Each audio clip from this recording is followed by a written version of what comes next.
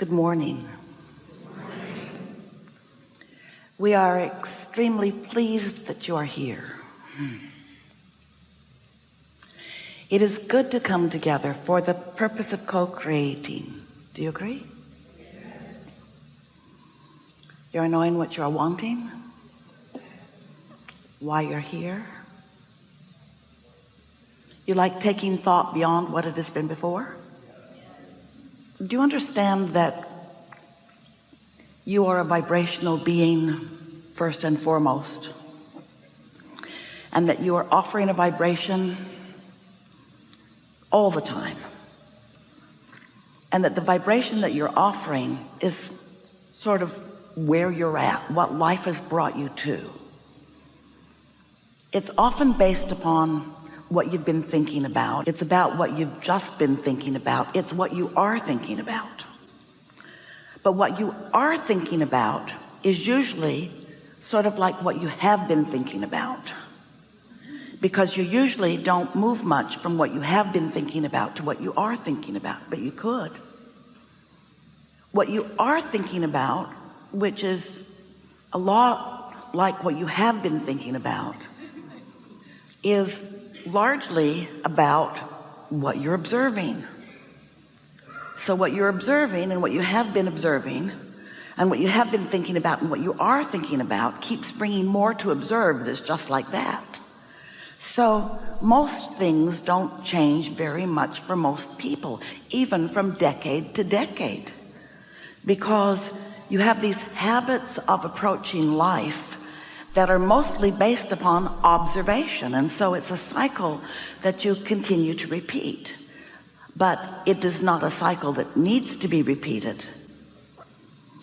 As you are observing your life experience, you are continually, without knowing it usually, giving birth to preferences of improvement. It really is the basis of all evolution. So as you are emitting this vibrational awareness of what would be better for you from your vantage point, that vibration matters a lot. It becomes a part of a vibrational reality that is the basis of future realities of future generations, but it could be the basis of your future and not so far distant reality. But it's slow going for most of you because your awareness of what is dominant. Hold that word dominant in your mind for just a little bit. We want to revisit as we move through this day together, because there are many things that you think about, and sometimes you feel good when you think about some of these things, and sometimes you don't feel so good when you think about these things.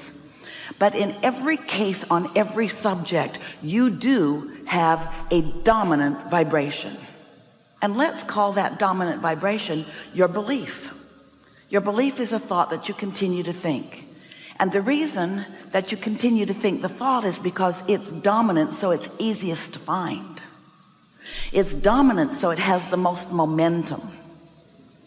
But it doesn't have to be dominant, and it doesn't have to have the most momentum, because you could make a thought of your choice dominant just by making a thought of your choice dominant.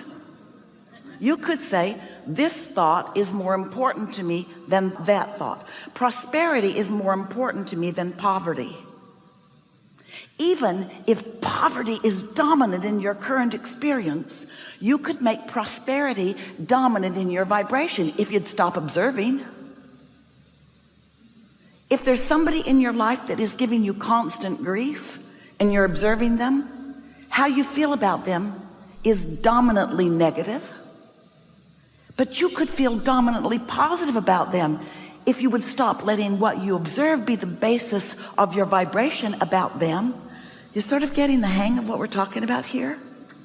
We're talking about the difference between being a deliberate creator, one who chooses the dominant thought and practices it until it is easily dominant, or one who just stumbles around, we love you so much, and focuses by default on whatever's loudest or most present. And you know what's so tricky about that? What is most present in your experience is what's dominant in your vibration. But you could change what's dominant in your vibration.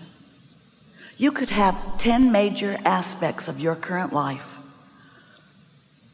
One of them could be pretty good, and 9 of them could be far from good.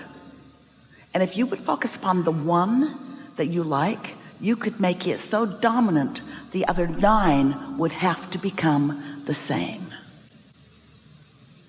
We love you so much, but you are lazy. You don't do that. You don't choose often what you mean to be dominant. You don't choose the direction of your thought or the vibrational content of your thought, because along your way you have come to believe that what is dominant, but it isn't. Vibration is dominant. So you could choose from what is whatever aspect of it you want. The other day, Esther was enjoying cleaning up some resistance in her own experience on a specific topic. And she was using a process that we've been teaching for quite a long while called a focus wheel. And the focus wheel is used to increase momentum. It is used to pick a topic that you would like to make dominant and increase the vibration of it, which is what makes it dominant. So the focus wheel works like this. You're observing life, something that you observe could be improved, and you recognize it. So you sit with the intention of improving your vibration on a subject. So you start with where you are. Such and such sucks. And then, as always, when you know what you don't want, for just a flash you know what you do want. So on the other end of that stick is a clearer than usual picture of what you do want. I know I don't want this, I would prefer this. So in the center of a page, Esther always draws a big circle, and she writes a positive statement that right now is not dominant within her at all. In fact, the opposite of it is dominant within her. That's why she's doing this. It's something that she intends to make more dominant because she is going to focus on it for a little while and allow it to become more dominant. You following? So she writes this in the center, and then she tries to think of things that are easy to think of that support center circle of intention. And it's pretty easy. First one comes sort of hard, but then she gets rolling, and she'll write the first and the second and the third and the fourth and the fifth and the sixth, and sometimes she'll just fill a whole page in all around.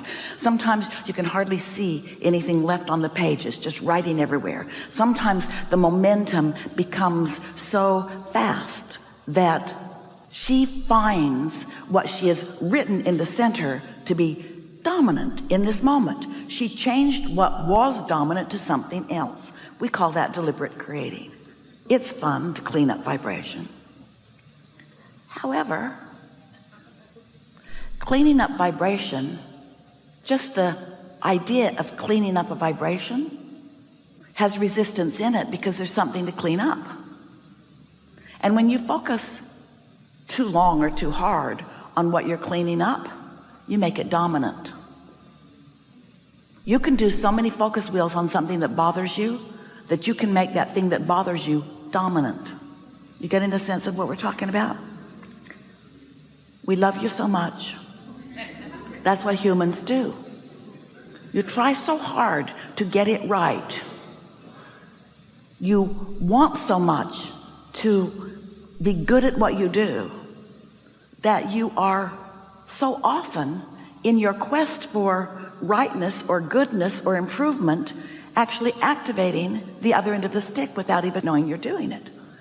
Well, that's what Esther was doing. She was working so hard on cleaning up a vibration that she had been aware of that keeps rearing its ugly head, that while she was going through the motions and actually slightly improving the way she feels, overall too much focus wheeling on the same subject over and over again was making what she didn't want dominant. Can you follow this a little bit?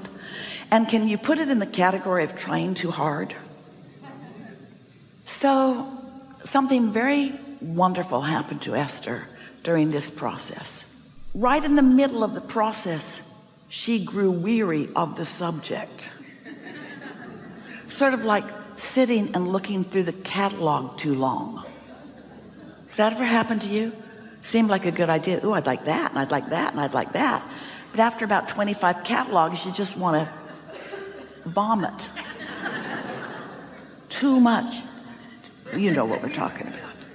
Too much on a topic without really improving anything. Maybe too much yearning.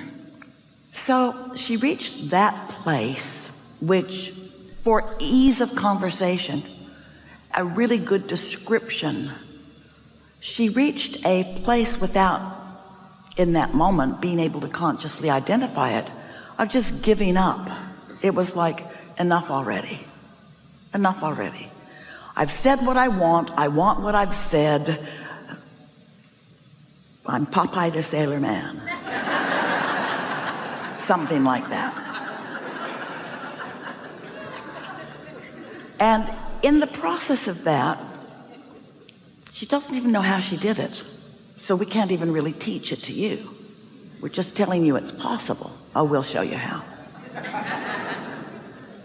Esther fast forwarded into an uncluttered space of pure desire. And the thought that came to her mind was, if I could have this any way I wanted, if I were starting all over with this, if I were starting completely over with this, what would I choose? And right behind that came the thought, since I'm starting over right now, because every moment you're starting over.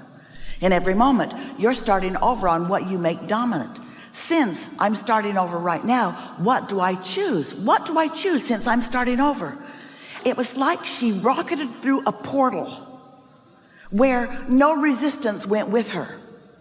She was free of the focus wheel, free of trying to clean stuff up. She went into a sort of dream state, a sort of state of, since I get to choose whatever I want, what do I choose? She was free of now reality and just in a dream state of, what would I choose about this?